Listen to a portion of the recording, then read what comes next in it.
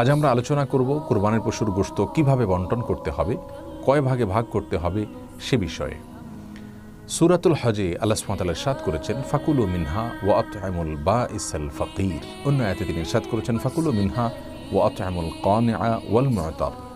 যার অর্থ হলো, তোমরা কোরবানির পশুর গোশত থেকে নিজেরা খাও এবং তোমাদের প্রতিবেশী, আত্মীয় স্বজন বা যারা দুস্থ নন এ ধরনের মানুষদেরকে খাওয়াও, হাদিয়া দাও, এবং যারা দুস্থ, অসহায়, গরিব মানুষ তাদেরকে দান করো।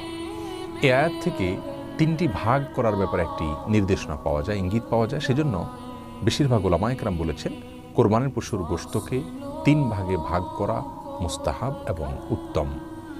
যারা এক ভাগ নিজের জন্য রাখবেন, আরেক ভাগ প্রতিবেশী, বন্ধুবান্ধব, আত্মীয় স্বজন তাদেরকে খাওয়াবেন, আরেক ভাগ গরিব এবং অভাবী মানুষদেরকে দিবেন। কেউ যদি তিন ভাগ পুঙ্খানুপুঙ্খরূপে না করতে পারেন, নিজের ভাগে একটু বেশি রয়ে গেল, দানটা একটু কম করলেন, তাহলে সেক্ষেত্রে কোনো প্রকার সমস্যা নেই, এর জন্য চিন্তিত হওয়ার কোনো কারণ নেই। কারণ পুঙ্খানুপুঙ্খরূপে তিন ভাগে ভাগ করাটা কোনো আবশ্যক বিষয় নয়।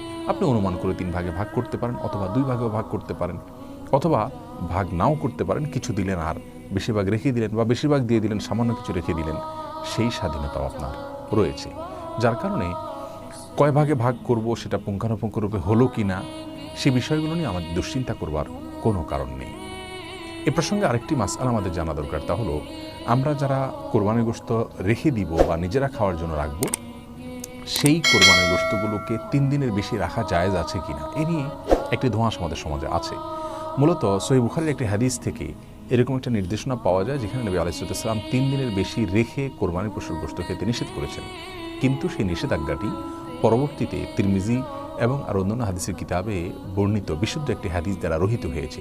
নবী আলাইহিস সালাম পরিষ্কারভাবে আগের সে বিধানের রহিত হওয়ার বিষয়টি জানিয়েছেন। যার কারণে 3 দিনের বেশি যদি কেউ রেখে খেতে চান কোরবানির গোশত, তাহলে সেটি সম্পূর্ণরূপে এখন জায়েজ রয়েছে, এবং এটা নিয়েও কোনো প্রকার বিভ্রান্তিতে থাকার কোনো কারণ নেই।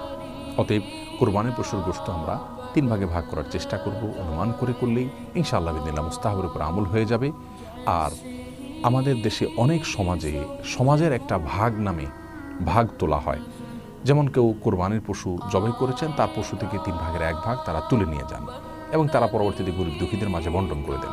সন্দেহাতীতভাবে এটি একদিক থেকে ভালো যে সামাজিকভাবে গরিব এবং অভাবী মানুষের কাছে গোশত পৌঁছে দেওয়া হয়।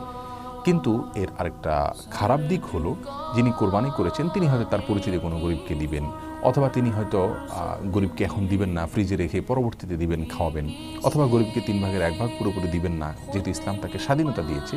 কিন্তু সমাজ যখন তার কাছ থেকে ওইটা নিয়ে যায় এবং এক প্রকার লজ্জায় পড়ে হলেও তাকে দিয়ে দিতে হয়, বা সিস্টেমের মধ্যে পড়ে হলেও তাকে দিয়ে দিতে হয়, তখন কিন্তু বিষয়টি কোনো কোনো ক্ষেত্রে হারামের পর্যায়ে বা নাজায়েজের পর্যায়ে, গুনাহের পর্যায়ে চলে যায়। তার কারণ হলো, ওই ব্যক্তির যদি মনে সন্তুষ্টি না থাকে কিন্তু সমাজের চাপের কারণে দিয়ে দিতে হয়, তাহলে কিন্তু সেটি কোনো অবস্থাতেই জায়েজ হবে না। বিধায় এ ধরনের সমাজের ভাগ তোলার ব্যাপারটি আমি বলবো ভালো, কিন্তু স্বাধীনতা দেওয়া উচিত, যে যতটুকু সেখানে দেয় পরবর্তীতে সামাজিকভাবে সেটাকে বন্টন করা হবে।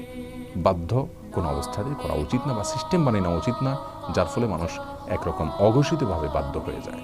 তাহলে কোরবানির পশুর গোশতকে আমরা 3 ভাগে ভাগ করার চেষ্টা করব, যদি করতে পারি ভালো, আর যদি পুঙ্খানুপুঙ্খরূপে নাও করতে পারি, এর জন্য চিন্তিত হওয়ার কোনো কারণ নাই।